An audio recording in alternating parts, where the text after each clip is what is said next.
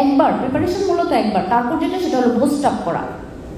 আপনি এমনভাবে প্রিপারেশন নেন যেন আপনার একবারে প্রিলি প্রিপারেশন হয়ে যায়, এমনভাবে প্রিপারেশন নেন যেন রিটেনের প্রিপারেশন হয়ে যায়, এমনভাবে প্রিপারেশন নেন যেন ভাইবার প্রিপারেশন হয়ে যায়।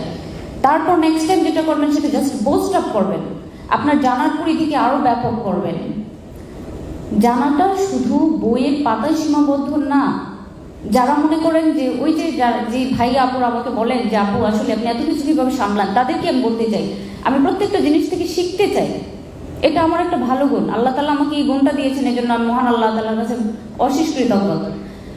আমি সবকিছুতেই এখন যদি রাস্তায় হেঁটে যেতে বলেন, মুভি দেখতে বলেন, নিউজ পড়তে বলেন, নিউজ শুনতে বলেন, এই যে আপনারা এখানে এসে বসেছেন, আপনাদের অ্যারেঞ্জমেন্ট বলেন, সবকিছু থেকে আমি কিছু একটা চাই যে আমি এখান থেকে এসেছি, এখানে আমার প্রাপ্তিটা কি। ওরকম নিজেকে কোয়েশ্চেন করেন, নিজেকে প্রশ্ন করেন আমি অ্যাকচুয়ালি এখান থেকে কি পেলাম। আনপ্রোডাক্টিভ ওয়ার্কে, আনপ্রোডাক্টিভ গসিপে, আনপ্রোডাক্টিভ আড্ডা, এগুলো অ্যাভয়েড করুন। যেখান থেকে আপনার কোনো আউটপুট আসছে না সেখানে নষ্ট করার মতো যথেষ্ট সময় আপনার নেই, আপনি বিসিএস ক্যান্ডিডেট, এটা মনে রাখতে হবে। আমি একটা কথা বলেছি, আবার বলতেছি, লিসেন ইউর ওন কাউন্সেলিং। আপনার মন কি বলে, আপনার কি করতে হবে সেটা আপনি ঠিক করুন। আপনি কারো কথা মতো এই যে আমি বলে দিলাম এভাবে এভাবে পড়েন, এইভাবে এটা করেন, এগুলোতে কাজ হবে না। কারণ কি, যে আপনার দুর্বলতা আপনি জানেন, কোন জায়গায় কতটুকু এফোর্ট দিতে হবে সেটা আপনি ভালো বুঝেন। শুধু মানে গভর্নমেন্ট জবেই সফলতা এরকম না, জীবনে সফলতা হওয়ার অনেক উপায় আছে। আপনার মন যদি বলে যে আমি এটা করবো তাহলে ওটা করুন, আর যদি বলে যে না আমি ক্যাডার হব, ওয়েলকাম, ক্যাডার হন। সেজন্য যেটা করতে হবে সেটা আপনি ঠিক করেন। আমি বলবো না যে আপনি হার্ড ওয়ার্ক করেন, হার্ড ওয়ার্কটা কখন করবেন, কিভাবে করবেন সেটা আপনি ঠিক করেন। হার্ড ওয়ার্ক তো করতেই হবে। জীবনে ছোট ছোট অ্যাচিভমেন্ট করুন, ছোট ছোট অর্জনগুলোকে উপভোগ করুন।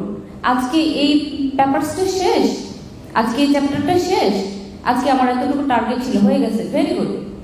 এবার দেখা গেল যে আপনি নিজেকে ছোট ছোট উপহার দিন, যে আমার কাজটা আমি 2 ঘন্টার কাজটা 1.5 ঘন্টায় করে ফেলছি, ওই আধা ঘন্টা আমি এনজয় করবো। আপনার যেটা ভালো লাগে সেটা করুন। ছবি আঁকতে ভালো লাগলে, গান শুনতে ভালো লাগলে, বেড়াতে ভালো লাগলে, মার সাথে বসে গল্প করতে ভালো লাগলে, যেটা ভালো লাগে সেটা করুন।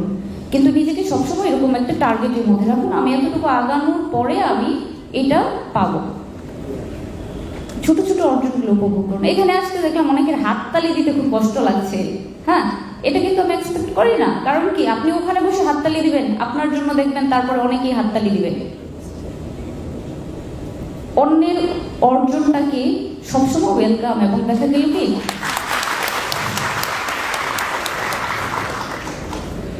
এতে করে কি হবে, আপনার হৃদয়টা অনেক বড় হবে, অনেক বড় উদার হতে হবে। আসলে সংকীর্ণ মনে হলে আপনার জানার পরিধিটাও অনেক ছোট হয়ে যাবে। আপনি যখন অন্যের ভালো দেখে নিজে যখন বুঝতে পারবেন যে না ওর ভালোটা আমার ভালো লাগছে, তখন বুঝবেন যে আপনার লেভেলটা অনেকটা আপ হয়ে গেছে। তো আপনিও যখন দেখা গেল ভালো কিছু করবেন, তখন আপনার জন্য সবার অনেক ভালোবাসা তৈরি হবে, আপনাকেও অনেক বেশি ভালোবাসবে সবাই, আপনার জন্য সবাই অ্যাপ্রিসিয়েট করবে। যাই হোক, অনেক কিছু বললাম, আরো অনেক কিছু বলতে ইচ্ছে করছে, কিন্তু এতটুকু তো বলা যাবে না, আমাদের তো আসলে অনেকেই আছেন, সবাই মিলেই কথা বলতে হবে। আপনাদের জন্য শুভকামনা, আমার জন্য দোয়া করবেন, আমি যেন একজন ভালো শিক্ষক হতে পারি, এবং আপনারাও একদিন ভালো ভালো ভালো মানুষ হবেন। এটা আসলে আমার সবচেয়ে বড় চাওয়া। সবচেয়ে বড় চাওয়া হলো যে আসলে আমরা বিভিন্ন জায়গায় বিভিন্নভাবে দেখি যে আমরা অনেক বড় কর্মকর্তা হয়ে যাই, অনেক কিছু হয়ে যায়, কিন্তু তাদের অনেক আচরণে আমাদেরকে পেইন দেয়। আমি আশা করবো এমনটা কেউ হবে না, আপনারাও হবেন না, আমরাও হব না, বা মঞ্চে যারা আছেন তারাও হবে না। ঠিক আছে, সবার জন্য শুভকামনা জানিয়ে এখানেই আমি আমার কথা শেষ করছি। সবাই ভালো থাকবেন এবং সফল হবেন এই প্রত্যাশায়। আসসালামু আলাইকুম সবাই।